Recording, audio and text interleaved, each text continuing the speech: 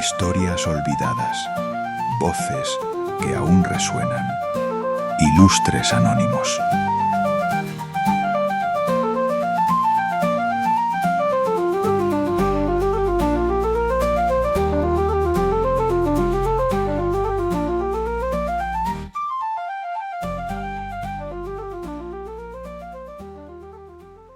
Imagina la escena. China, 1974. Un grupo de campesinos cava un pozo en un terreno reseco, buscando agua como quien busca oro. El sol cae a plomo, las manos están llenas de polvo y callos, y cada palada parece una maldición contra la dureza de la tierra. Y entonces, un sonido metálico, clac. La pala choca con algo inesperado. No es roca, no es metal. Sacan un pedazo, lo limpian un poco y aparece una cabeza. No humana, sino de barro cocido, con facciones tan precisas que casi parece que vaya a hablar. En ese momento nadie entiende nada y no es para menos. ¿Quién se pone a enterrar estatuas en mitad del campo? Podría haber quedado como una rareza arqueológica más, una curiosidad para el museo local, pero no. Esa cabeza era la punta de un iceberg descomunal, un ejército entero de soldados inmóviles, oculto bajo tierra durante más de 2000 años, esperando órdenes que nunca llegarían. El hallazgo fue casual, pero el mensaje era deliberado, porque ese ejército no estaba allí por accidente. Fue mandado a enterrar por un hombre que no concebía la palabra límite, Qin Shi Huang, el primer emperador de China. Un personaje fascinante y contradictorio. Para algunos, un genio que convirtió un mosaico de reinos en un único imperio. Unificó la escritura, las leyes, las monedas y hasta los ejes de los carros para que encajaran en sus carreteras. Para otros, un déspota con complejo de Dios, obsesionado con la obediencia absoluta, capaz de quemar libros, ejecutar sabios y forzar a miles de trabajadores en obras colosales como la Gran Muralla. Y como todo déspota con ínfulas de eternidad, tenía un problema: la muerte.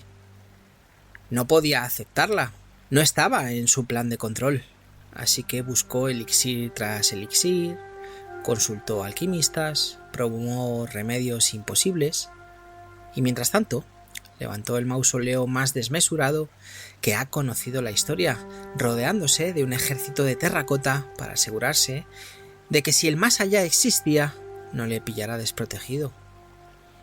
Ese es el origen de esas estatuas. Miles de soldados, cada uno distinto, con bigotes, armaduras, caballos y carros, listos para combatir en un mundo donde el barro reemplaza a la carne y el silencio es la única orden. Una especie de videojuego mortuorio en modo campaña, en el que el jefe final se llevó todas las tropas consigo. Hoy vamos a hablar de ese emperador y de sus soldados inmóviles, de cómo un hallazgo accidental nos abrió la puerta a la mente de un hombre que quiso mandar más allá de la tumba, porque detrás de cada guerrero de terracota hay una frase grabada en silencio: ni en el otro mundo voy a soltar las riendas. Bienvenidos y bienvenidas a Ilustres Anónimos. Soy Víctor y hoy viajamos a China, al corazón de una tumba que aún sigue cerrada, para conocer al hombre que quiso vivir para siempre y que acabó inmortalizado en barro. Dicho esto, empecemos.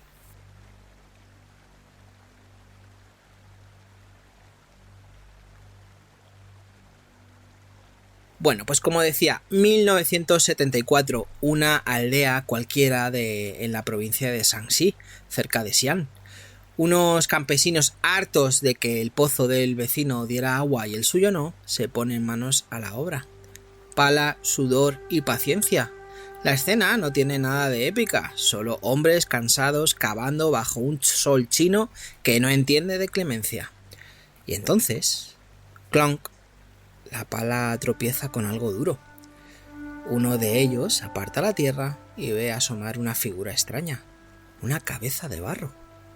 Bigote serio, gesto marcial, no un adorno, no un juguete, no algo que esperas encontrar enterrado a unos metros de profundidad. Imagina la cara de aquel campesino. Él buscaba agua para regar y, en cambio, había destapado la entrada a un ejército fantasma. Al principio lo interpretaban como una rareza, casi como si fuera un amuleto, una estatua olvidada por algún antepasado.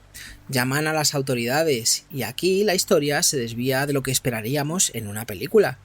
Nadie intentó llevárselo a escondidas, ni aparece un villano con látigo y sombrero. Lo que llega es un equipo de arqueólogos que al excavar se dan cuenta de que aquello no era una estatua aislada. Ni una, ni 10, ni 100... eran miles.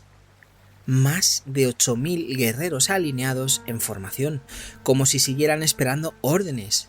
Y lo más sorprendente, cada uno con un rostro distinto. Los arqueólogos comprobaron que no había dos iguales, como si cada soldado hubiera pasado por su propia sesión de fotos antes de convertirse en barro. Rostros serios, concentrados, con la individualidad que nunca esperarías de un ejército. Los detalles son de una obsesión casi enfermiza. Bigotes de todas las formas, moños recogidos según el rango, armaduras decoradas, incluso uñas esculpidas. Y no solo soldados, también carros, caballos, arqueros en posición, generales con gesto altivo, todo a tamaño real, lo que da la sensación de estar en un campamento militar que se petrificó de repente. El trabajo de catalogación fue titánico. Los arqueólogos, los arqueólogos modernos tuvieron que crear un sistema de registro casi informático, se podría decir que era el Excel de la antigüedad, para poder ordenar semejante cantidad de estatuas, porque aquello no era una excavación cualquiera, era un ejército en toda regla, inmóvil pero imponente. La pregunta obvia es: ¿quién demonios enterró un ejército entero de barro? Y la respuesta lleva directamente a Qin Shi Huang, el primer emperador de China, el mismo que unificó el país a base de hierro, disciplina y decretos, el mismo que decidió que ya que no podía llevarse a sus soldados, vamos a decirlo así, a sus soldados reales al otro mundo, se fabricaba unos en versión inmortal. El equivalente mortuorio del si no está en Amazon, me lo hago yo mismo. Bueno, el descubrimiento transformó no solo la arqueología, sino también Xi'an y su entorno. Hasta entonces, la ciudad era conocida por su muralla, sus pagodas y por ser el final de la ruta de la seda. Con los guerreros, se convirtió en uno de los mayores atractivos culturales del planeta. Hoy es visita obligada, al nivel de las pirámides o del Coliseo de Roma. El ejército inmóvil pasó de estar enterrado y olvidado a ser patrimonio de la humanidad y orgullo nacional. Pero lo verdaderamente impactante no es la cantidad, sino la intención. Porque esos guerreros no estaban hechos para un museo ni para que los viéramos nosotros. Eran guardianes del más allá.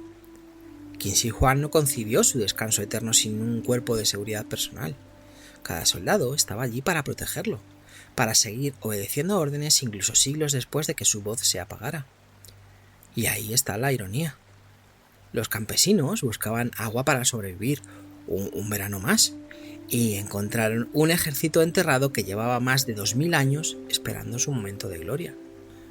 Un hallazgo casual que nos recuerda que a veces el pasado no lo desentierran los científicos con tecnología puntera, sino la pala de alguien con sed. Bueno, pues aquí tenemos a este ejército, ¿no? A estos guerreros de terracota, como se les conoce en todo el mundo, que presumiblemente ya sabemos que estaban ordenados, se coordinó su construcción por parte del primer emperador de China, Qin Shi Huang. Bueno, pues este encuentro fue totalmente fortuito. Esto, bueno, nos recuerda también a aquella historia, ¿no?, de cómo se descubrió la tumba de Tutankamón, que luego parece que ha estado un poco novelado, que no fue tal como nos dijeron, que no fue el niño este que, bueno, con el cántaro de agua. Bueno, pero aquí sí, aquí hay una historia que es la que nos han contado y es la que podemos creernos, ¿no? Estos campesinos cavaban un pozo y se encuentran pues con una cabeza, y de ahí 1, 2, hasta 8.000 o más. Bueno, pues el ejército de terracota, los guerreros de terracota. Y vamos a hablar un poco de Qin Shi Huang, el hombre detrás de este ejército. Y es que su nombre original fue Jin Zheng. Heredó el trono del reino de Qin con apenas 13 años, adolescencia, sí, pero sin acné ni exámenes. Aquí los granitos, por decirlo de alguna forma, eran 6 estados enemigos con ganas de borrarlo del mapa.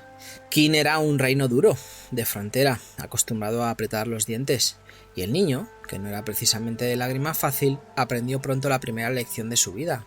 En política, la compasión sin cálculo es un lujo. Alrededor del joven giraban figuras de novela, la más influyente, Lu Buwei, un mercader de ambición oceánica. Hay crónicas que sugieren que pudo ser incluso su padre biológico, rumor alimentado con ganas por sus enemigos, ojo. Pero lo que sí sabemos es que fue su gran patrocinador. Lo colocó, lo protegió y de paso colocó a medio clan en puestos clave. Qin, gracias a él, dejó de ser solo un estado militar para convertirse en una máquina administrativa. La otra figura clave fue la reina madre, y aquí viene una anécdota tan humana como incómoda. Ya viuda, se enamoró de Lao Ai, un cortesano que fingió ser eunuco para moverse sin sospechas por palacio. Lao Ai y la reina montaron una red de favores y terminaron intentando un golpe de estado. Resultado: cuando Jin Zheng ya tuvo edad y colmillo, Lao Ai fue ejecutado, su clan arrasado y la reina madre confinada. Un recordatorio frío: el emperador más tarde predicará orden absoluto, pero primero tuvo que imponerlo en su propia casa. Entre las muchas vidas que quisieron cortar la suya, destaca la de Jin Ke. El plan era teatral: presentarse ante el rey de Qin con un mapa enrollado y dentro del mapa un puñal. Este lo hizo fácil, no se complicó la vida. Lo que sigue tiene ritmo de película. Jin Ke desenrolla, el acero brilla, el futuro emperador reacciona a tiempo, tropieza, corre alrededor de una columna, los guardias tardan en intervenir, ya que el protocolo imperial prohibía llevar armas cerca del rey, y el atacante acaba abatido. La moraleja de la historia: Jin Zheng aprendió que la paranoia no es un defecto si quieren matarte cada 2x3. Desde entonces su seguridad fue una religión. Imaginaros la situación, es completamente como un episodio de Benny Hill. Uno que aparece, desenrolla el mapa, se ve la daga, el rey, que no puede defenderse de ninguna manera, sale corriendo y dando vueltas, se esconde detrás de una columna. Bueno, pues es un poco cómico, ¿no? Es un poco cómico. Bueno, con el colmillo afilado y la cortesía fuera de servicio, Jin Zheng emprendió lo imposible: unificar los 6 reinos rivales. Lo logró, ojo, en 221 a.C. Y porque la modestia no cotizaba al alza, se inventó un título nuevo: Shi Huangdi, primer emperador. Ojo, no rey de Qin, no, emperador de todo. Si vas a cambiar de liga, que lo sepan hasta en la última aldea, ¿no? Pero la unificación no eran solo banderas, que parece fácil, pero no, era logística. Aquí aparecen sus grandes obsesiones. Escritura estandarizada. Impuso el Xiaozuan, la pequeña escritura de sello, para que un edicto enviado desde la capital se entendiera igual en cualquier esquina del imperio. Es la diferencia entre tener un estado y tener un club de provincias, básicamente. Pesos, medidas y moneda. Se acabaron los trucos de mercado. El grano pesaba lo mismo en Qin que en Chu. El metal se contaba igual y las monedas tenían formato común. Ojo, no parece épico, pero esto es infraestructura invisible. Sin eso no hay impuestos, ni ejército que se mueva, ni justicia que no sea una tómbola. Carreteras radiales. Desde la capital vías imperiales irradiaban como las arterias de un corazón.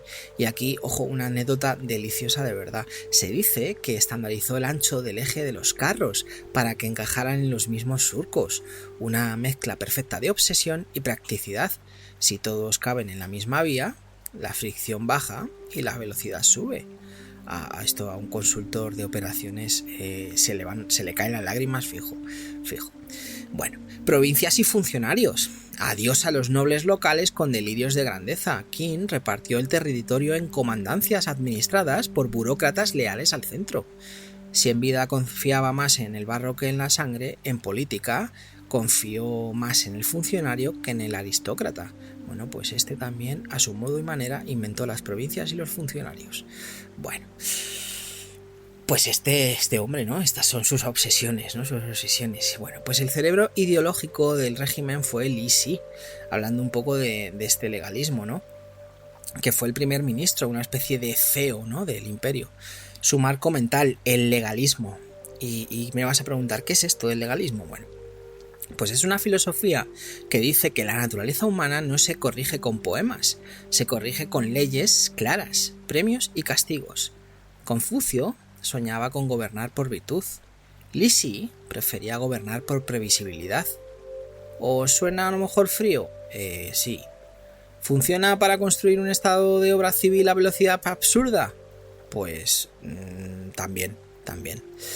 El precio, ojos, eso sí, fue alto. La famosa quema de libros, a todos les da por lo mismo, ¿eh? ¿Os habéis dado cuenta? La famosa quema de libros y la represión de eruditos forman parte del mito Qin. Hasta qué punto fue masiva es debate de historiadores. Pero el gesto simbólico es potente. Si la memoria te estorba, se controla. Si no te respalda, se reescribe. Y si molesta mucho, se reduce a cenizas. Ojo, no fue el primer gobernante en intentarlo, pero sí uno de los más eficaces. Bueno, que nos digan dónde está China hoy. Bueno, y es que ya, esto sí, lo de la Gran Muralla ya hay que contarlo bien. Esto hay que contarlo bien. No levantó él solito esa serpiente de piedra que vemos en postales. Eso es en gran parte obra Ming, muchos siglos después. Lo que hizo Qin fue conectar y ampliar murallas previas para formar un cinturón defensivo frente a los pueblos del norte. Fue útil, fue brutal en coste humano y por supuesto fue propaganda. Mirad lo que puedo mover. Lo mismo con el palacio de Pang o Afang, depende. Gigantesco, que la tradición cuenta que acabó ardiendo en las guerras civiles. Sus obras no eran solo funcionales, eran auténticos escaparates de poder. Y podríamos hablar de un poco del emperador influencer, ¿no? De sus giras, de sus monolitos y su de autoelogio, ¿no? Cincelado. Y es que a Qin Shi Huang le gustaba verse y ser visto. Realizó varias giras imperiales para inspeccionar el territorio y de paso tallar estelas en montes sagrados con inscripciones pues autocomplacientes del tipo "He ordenado el mundo". Ojo ahí, Es el equivalente antiguo de un hilo de Twitter, ¿no? En Twitter, o en X, como queráis decirlo, con autoelogios, pero cincelado en roca para que dure más que un trending topic. Y ojo, vaya si duró, Vaya si duró, bueno, que ha durado, ¿no? Hasta nuestros días. Y es que también podemos hablar de él en esto de la guerra contra la muerte, ¿no? Aquí empieza su parte más humana y más trágica, el miedo a morir. A su alrededor pululaban alquimistas y buscavidas prometiendo el elixir. El emperador mandó expediciones al mar del este en busca de islas míticas como Penglai. El aventurero Xu Fu aparece en las crónicas como líder de esos viajes con barcos repletos de jóvenes, dicen que miles realmente, para poblar la isla de la inmortalidad. Hay incluso leyendas que lo sitúan en Japón fundando colonias. Eso sí, probablemente fantasía, ¿no? Pero, ojo, muestra la magnitud del delirio. Mientras esperaba noticias, Qin Shi Huang tragaba píldoras de mercurio, que, bueno, más que medicina, química recreativa letal, ¿no? Resultado, murió presumiblemente, envenenado por su propia cura en 210 a.C., en plena gira. Hombre, pues si te tragas píldoras de mercurio hoy por hoy, ya sabemos cómo acabas, ¿no? Y aquí llega una de las escenas más negras y cómicas de la antigüedad. Ocultaron su muerte durante el camino de regreso y cargaron carros de pescado para tapar el olor del cadáver. una logística fúnebre digna del mejor manual de crisis. Si apesta, añade algo que apeste aún más. Bueno, pues eso. Como si el cosmos tuviera sentido del humor, poco antes, ojo, esto lo cuentan, cayó un meteorito con una inscripción que decía algo así como: el primer emperador morirá y su tierra será dividida. ¿Reacción oficial? Pues ejecutar a los lugareños que habían leído el mal presagio y triturar el meteorito. Si no te gusta el augurio, destruye el mensajero y la piedra. Gestión emocional, nivel dictador. Estos no se andaban con tonterías. Si lo que leían no les gustaba, lo quemaban. Y en este caso es que un meteorito, pues es que se lo cargaban, ¿no? Directamente, y mataban a todo el mundo que lo había visto. Bueno, pues esta es un poco cómo se las jugaba el gobierno, ¿no? El gobierno de este primer emperador de China, ¿no? De este primer emperador de China. Bueno, vamos a hablar un poco del desastre de la sucesión de Cao Gao, Li Shi y el hijo, ¿no? Equivocado. Y aquí es que se desata la opereta homicida. A la muerte del emperador, el heredero legítimo Fushu estaba lejos, vigilando la frontera. Cao Gao, un eunuco experto en manejar hilos, y el propio Li Shi falsificaron edictos. Hicieron que Fushu se suicidara. Coronaron a Hu Hai, el hijo pequeño más manejable, con el nombre de Qin Shi. El nuevo emperador era inseguro y cruel, sin cálculo, la peor combinación. Cao Gao le envenenó la mente contra Li Shi, y Li Shi acabó ejecutado por el régimen que él mismo había construido. Esto también suele pasar. Cao Gao siguió matando hasta que otro pariente, Xi Jin, vio el percal. Y viendo el percal, tal como lo vio, lo asesinó. Y entonces ya era tarde, ya no quedaba tiempo, ¿no? Sublevaciones por todas partes. Líderes como Xiang Yu y Liu Bang al frente, y la dinastía Qin colapsó en un suspiro histórico. Esto es casi una fábula. Construir un estado es difícil. Transmitirlo sin que lo devoren tus propios monstruos es más difícil aún. Bueno, pues a lo mejor el meteorito llevaba razón, ¿eh? Bueno. Y sin embargo, después de esto, ¿no? Después de que esta dinastía Qin colapsa, bueno, pues sin embargo el sello Qin no se borró. La dinastía Han heredó la arquitectura institucional, provincias, estándares, una burocracia más humana, menos látigo, más seda, pero misma columna vertebral. El concepto de China unificada quedó tatuado. Incluso el nombre China deriva de Qin, es decir, perdió su dinastía y ganó la marca.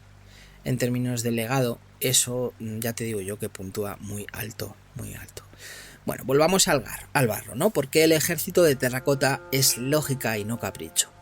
Bueno, pues con todo esto dicho, el ejército de terracota deja de ser una extravagancia para convertirse en continuidad. Si en vida quiso que todo encajara, en la muerte diseñó un mundo que siguiera funcionando. Arqueros, aurigas, oficiales, caballos, carros, músicos, funcionarios. Ojo, no es un decorado, para una obra de teatro, es una administración funeraria. Cada estatua es un decreto en arcilla que dice: el orden me sobreviva. Y ojo a este detalle, cada rostro, lo vuelvo a decir, cada rostro es distinto, cada peinado, cada armadura de rango, es todo diferente.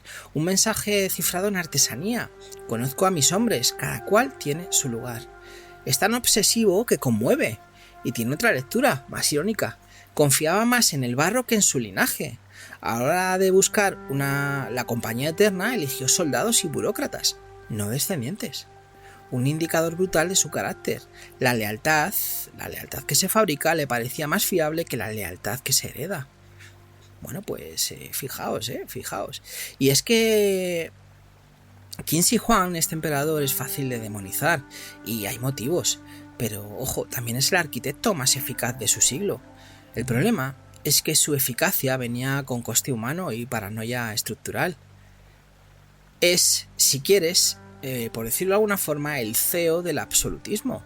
Obsesión por el estándar, alergia a la ambigüedad, amor por la métrica, fobia a la oposición. Algo de eso late todavía hoy en todos los grandes proyectos contemporáneos. Estandarizar, medir, controlar, escalar. Nuestra modernidad también sueña con carreteras que no se noten y sistemas que se autogobiernen. Qin lo hizo con sellos y látigos. Nosotros con APIs y comités. Cambian los juguetes, no el impulso. Bueno, al final, terminando su historia, ¿no? Al final su victoria no está en los años que reinó. Pocos, si realmente si lo miras, si lo miras fríamente, ¿no? Sino en la inquietud que nos sembró. La colina sellada de su tumba, aún cerrada, ojo, nos mantiene en vilo. Y ahí hay una última ironía digna de aplauso póstumo. El emperador que quiso controlarlo todo sigue controlando nuestra curiosidad. Nos obliga a esperar. Un déspota desde el más allá dirigiendo la agenda arqueológica del planeta. Y entonces entendemos su ejército inmóvil.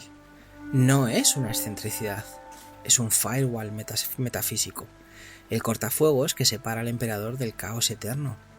Si algo define a Qin Shi Huang, no es que amara el poder, sino que odiaba el desorden. Y por eso, cuando mires a esos soldados de terracota, piensa que no están posando, están todavía trabajando. 2000 años después, ellos siguen de guardia. Bueno, pues esta es un poco la historia de este hombre, de Qin Shi Huang, de este primer emperador de China. Como decía fríamente, si lo miras, no gobernó tantos años, pero dejó marca, dejó su legado, bueno, se heredó, ¿no? Es decir, fundó cosas interesantes, ¿no? Como decíamos, las provincias, el legalismo, ¿no? Los funcionarios, ¿no? Se cargó un poco la jerarquía de la nobleza, ¿no? Esa jerarquía que había, e impuso, bueno, pues gente que no fuera nobles, ¿no? Que pudiera, bueno, al final yo supongo que gente que puedas más o menos controlar mejor, ¿no? Bueno, pues esta es un poco la historia personal de Qin Shi Huang, y vamos a pasar ahora a lo siguiente y vamos a hablar de la tumba y de sus misterios, ¿no? Que es un poco a lo que hemos venido hoy. Más que hablar del emperador, vamos a hablar también de estos guerreros de terracota, ¿no? De esta tumba, ¿no?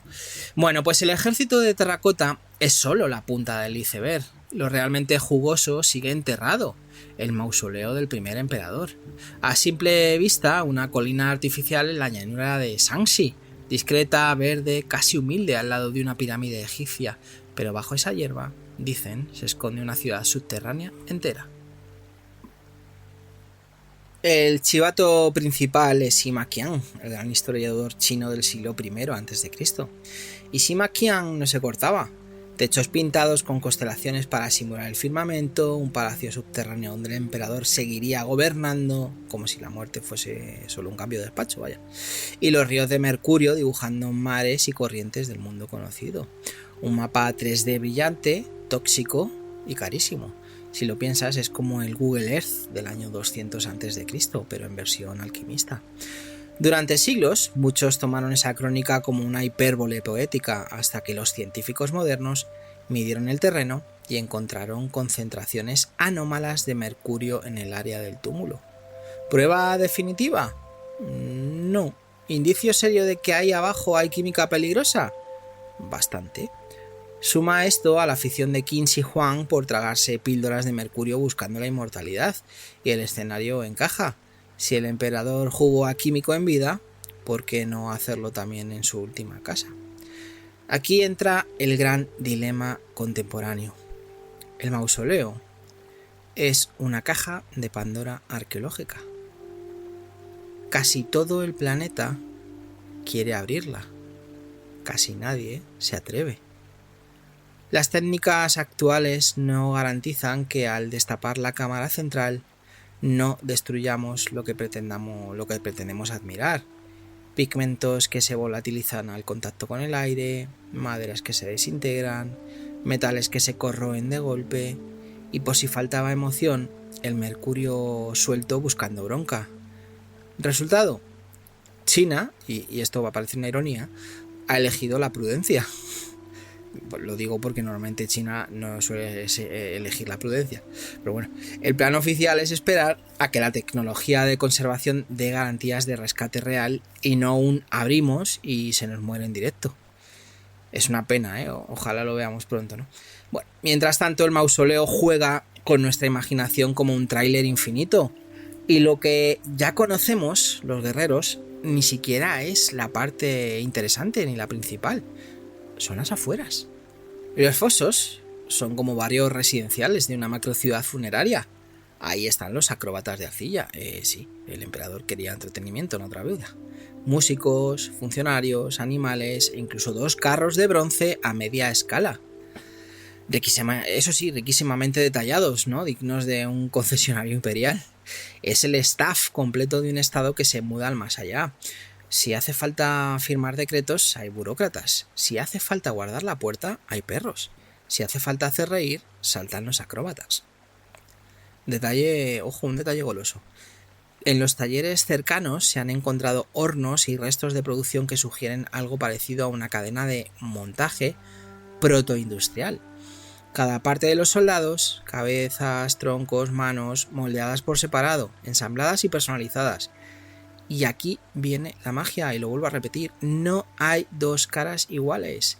Bigotes distintos, peinados distintos, expresiones distintas. Hasta hay marcas de artesano en algunas piezas, como cuando el albañil te firma el tabique. Si eso no es orgullo de autor, que baje el Easy y lo vea. Y ahora la tragedia cromática.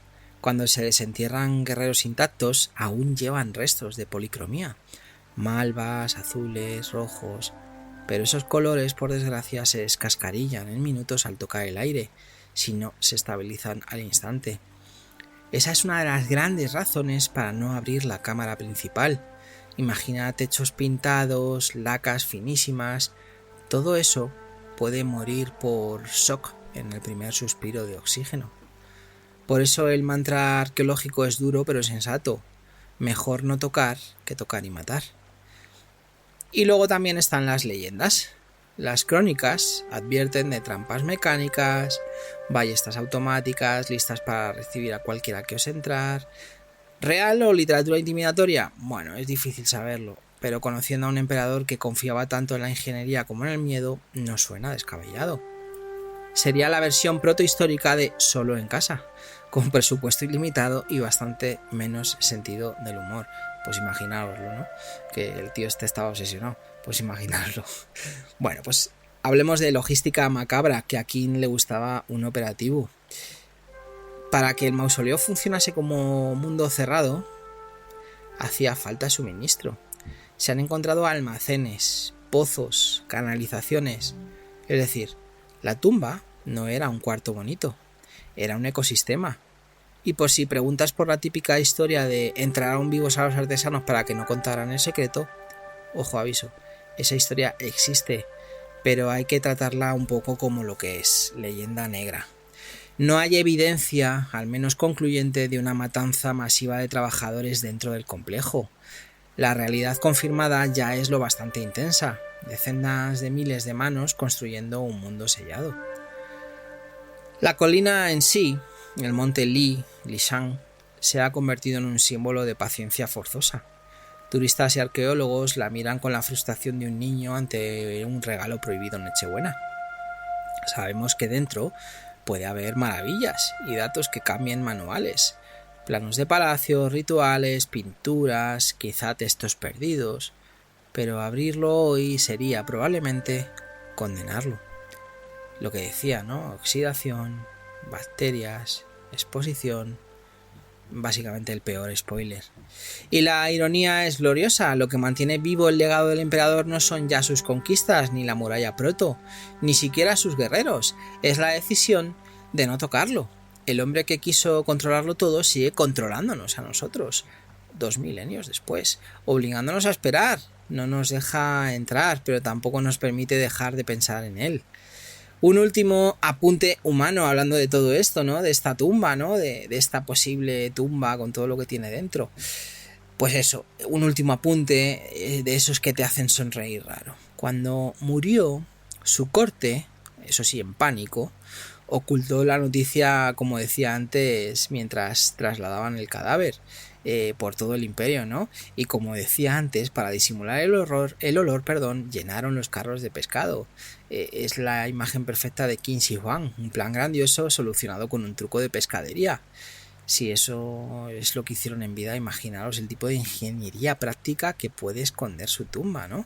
Bueno, pues de nuevo, cómo ocultaron que el cadáver estaba muerto. Me viene a la cabeza esa escena, ¿no? Del Cid campeador, ¿no? Cuando para asustar a los árabes, bueno, como dirían aquí a los moros, le ataban, y una vez ya muerto, le ataban a su caballo, ¿no? Con un palo para que se mantuviera erguido, para cuando salieron, ¿no? Que se pensaran que seguía eso, que seguía vivo y luchando, ¿no? Para asustarles, y con eso consiguieron ganar, ¿no? Bueno, me recuerda un poco a esto, ¿no? Lo del emperador rodeado de pescado, ¿no? Para que no delatara, ¿no? El olor a muerte, ¿no? Así que sí, terminando ya esta parte, el mausoleo del primer emperador es quizá el mayor cliffhanger arqueológico de la historia. Sabemos que el capítulo final existe, sabemos dónde está, y nos toca cambiar de canal hasta que la ciencia tenga un mando a distancia que no rompa la tele. Bueno, pues nos toca esperar.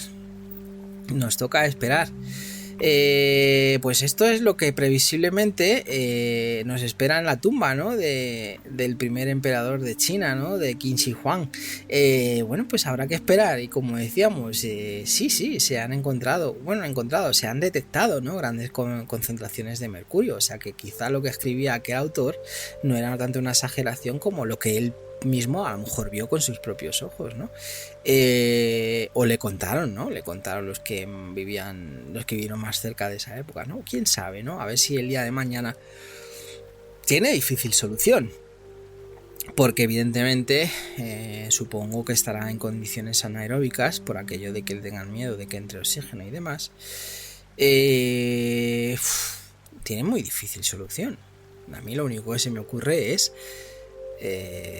sellar toda la zona al vacío, ¿no? Pero eso supondría una logística y no sé, o sea, a mí se me hace muy... Estoy imaginándome todo el rato la típica caja de metacrilato transparente, pues me estoy imaginando eso. Esto es como en la película de los Simpson cuando les cierran en una cúpula, ¿no? O como en la novela de Stephen King, La Cúpula, ¿no? Que aparece esa cúpula y encierra a todo el pueblo, ¿no? Pues en este caso es la única opción que se me ocurriría, ¿no? Cerrar toda la zona de alguna forma con, bueno, pues una cúpula o algo así, y poder sacar todo el aire o dejarlo en el vacío. No sé, a lo mejor estoy diciendo una chorrada, pero la verdad es que no se me ocurre de otra forma. Entonces esto viene a decir que tardaremos en ver esta tumba abierta. Yo creo, no lo sé. Vamos a hablar de un poco del simbolismo y legado, y vamos acabando. Ya nos queda nada y acabamos. Los guerreros de terracota no son solo estatuas, ojo, son la radiografía psicológica de Qin Shi Huang: control, grandeza y obsesión. Cada soldado distinto, cada gesto tallado, cada formación militar congelada en barro nos susurra lo mismo: hasta muerto sigo siendo el jefe. Lo interesante es que el emperador no confió en lo que suele confiar cualquier gobernante, pues por ejemplo la memoria de sus súbditos o la lealtad de su descendencia. Eso es demasiado frágil, demasiado humano. Qin Shi Huang prefirió confiar en lo más terco de todo, la materia. En piedra, en barro, en metal, su ejército inmóvil es propaganda eterna, un recordatorio visible de que había conseguido lo que nadie antes: unificar un territorio inmenso bajo una sola voluntad. Es como si hubiese puesto un cartel gigante que dijera: aquí empieza China y aquí sigo yo. La ironía histórica es irresistible. El hombre que quería vivir para siempre murió envenenado por el propio elixir con el que soñaba engañar a la muerte. No sé, supongo que le dirían a algún matasano de la época: tómate esto, el mercurio es bueno, ¿no? Aparte de cómo puede afectar a la cabeza, si no recuerdo mal, afecta, ¿no? Pues a la cordura, vamos a decirlo así, un poco a la cordura. Imaginaros, ¿no? Es un metal pesado, pues al final te envenena, evidentemente te envenena. Cuando vas a manipular mercurio tienes que llevar guantes, precisamente porque incluso los contactos más someros pues pueden afectar, ¿no?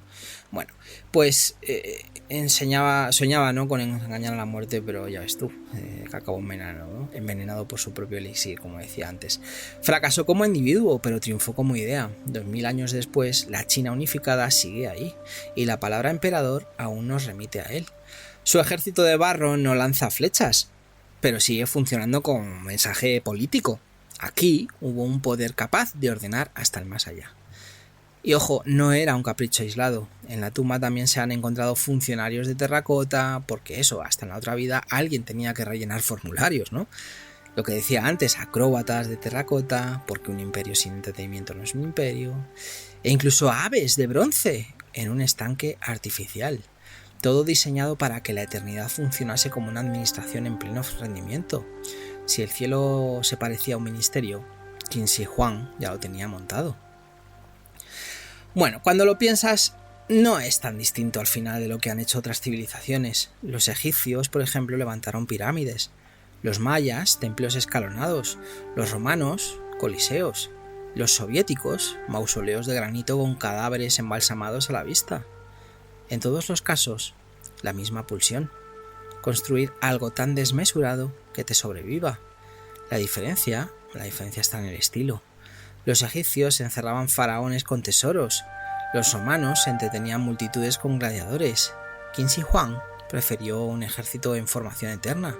Y hoy, en pleno siglo XXI, lo hacemos con rascacielos imposibles, satélites que dejan nuestra huella en órbita o colisionadores de hadrones que son auténticas catedrales científicas. El material cambia, la obsesión no.